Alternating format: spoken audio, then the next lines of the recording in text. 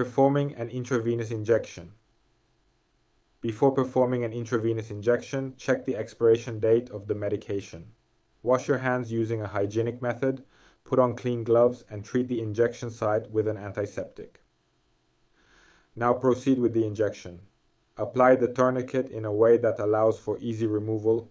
Select the most prominent vein, clean the skin with an antiseptic, and stretch the skin to fix the vein in place. This will help keep the vein stable. Insert the needle into the vein at a 25-degree angle with the bevel facing up. Once the needle enters the vein, you will see blood return into the syringe.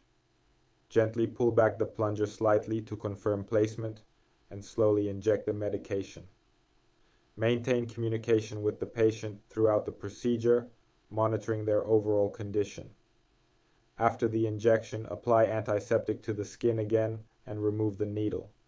Press on the injection site to stop any bleeding,